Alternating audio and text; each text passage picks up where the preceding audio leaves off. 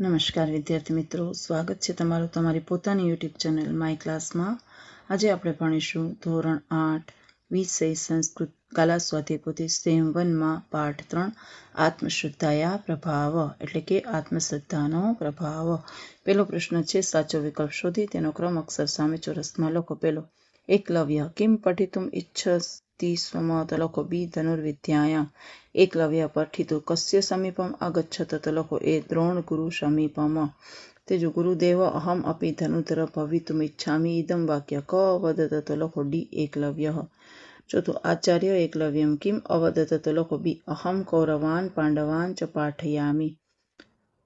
પાંચમું અહમ ભવત શિષ્યરૂપેણ સ્વીકાર કર્તુમ ન શક્નોમિ ઇદમ વાક્ય કોણ બોલે છે તો લખો શ્રી દ્રોણાચાર્ય. પછી એકલવ્ય આચાર્ય છે દ્રોણાચાર્ય તો એમાં આવશે પ્રતિમા બી. પછી એકલવ્ય પ્રતિદિનકમ અનંત તો લખો શ્રી દ્રોણસ્ય મૂર્તિમ. પછી એકલવ્ય પ્રાતકાલત સાયં પર્યંતમ કિમ અકરોત તો લખો ધનુર્વિદ્યાભ્યાસમ. શનિ શનિ કહ કુશલ ધનુધર્મ અનુભવત તેમાં લખો બી એકલવ્ય. એકદા તસ્મિન વને પાંડવે કૌરવે ચ સ કહ આગચ્છત તો લખો શ્રી ગુરુ દ્રોણ. અને 11માં લખો એ પાંડવ કૌરવા. એકલવ્ય દ્રોણાચાર્ય કિમ અદ્રશ્યતે તો લખો એ સ્વગુરુ મૂર્તિ. એકલવ્ય કસ્ય પ્રતિકમ અસતિ તો લખો સી ગુરુ શ્રદ્ધાયા સ્વશ્રદ્ધાયા ચ. 14માં લખો ડી શિક્ષયતિ. 15માં લખો એ આચાર્ય દ્રોણ. 16માં બી ધનુર્ધારી. 17માં એ કુતરા. ચાલો હવે યોગ્ય શબ્દ દ્વારા ખાલી જગ્યા. પેલું દ્રોણાચાર્ય, પછી આચાર્ય પ્રતિ, પછી અભષત, પછી કૃપયા, પછી બાણો અને આત્મશ્રદ્ધાયા. વાક્ય વિદ્યાર્થી મિત્રો ફરીથી લખવાના છે, જોઈ શકો છો. પછી લખો એકલવ્ય ઈશ્વર શ્રદ્ધાયા, એમાં પછી ખોટું, પછી બીજું સાચું, પછી ખોટું, પછી સાચું, સાચું, ખોટું, ખોટું અને સાચું. જોઈને લખી શકો છો વિદ્યાર્થી મિત્રો. પછી જોડકા. ગુરુદેવ કૃપયા તો માં સ્વીકરોતું ભવત શિષ્યરૂપેણ સ્વીકરોતું કર્તુમ ન શક્નોમિ. શનિ શનિ એકલવ્ય કૃષ્ણ ધનુર્ધારી અભવત. ચાલો પ્રશ્ન જવાબ. એકલવ્ય કોણ હતો?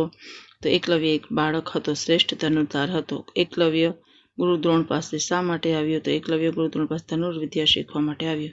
દ્રોણાચાર્ય એકલવ્યને શું કહ્યું? તો લખો દ્રોણાચાર્ય એકલવ્યને કહ્યું હું કૌરવો અને પાંડવોને જ ભણાવું છું, હું તારો શિષ્ય રૂપે સ્વીકાર કરી શકું નહીં. આચાર્ય પ્રત્યે એકલવ્યની કેવી શ્રદ્ધા હતી? આચાર્ય પ્રત્યે એકલવ્યની શ્રદ્ધા મજબૂત હતી. એકલવ્ય દ્રોણાચાર્યને શિષ્ય થવા શું કર્યું? તો એકલવ્ય દ્રોણાચાર્યને શિષ્ય થવા તેની એક મૂર્તિ બનાવી.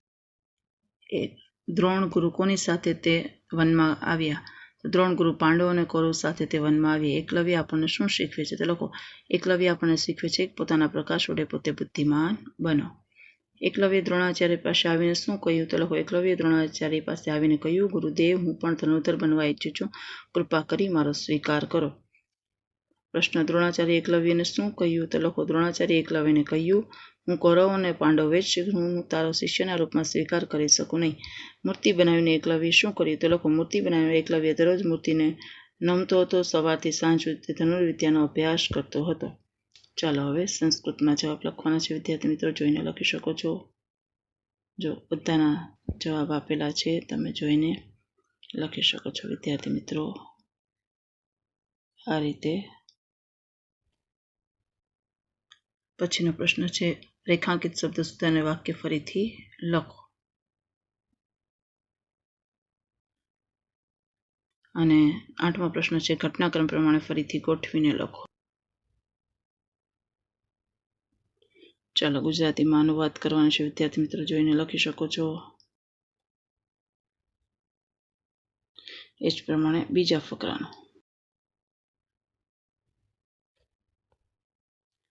ચાલો વિદ્યાર્થી મિત્રો આજના વિડીયો લેક્ચરમાં આટલું જ. જો તમને વિડીયો ગમ્યો તો લાઇક કરશો, તમારા મિત્રો સાથે શેર કરશો, મારી ચેનલને સબસ્ક્રાઈબ પણ કરશો. આવજો.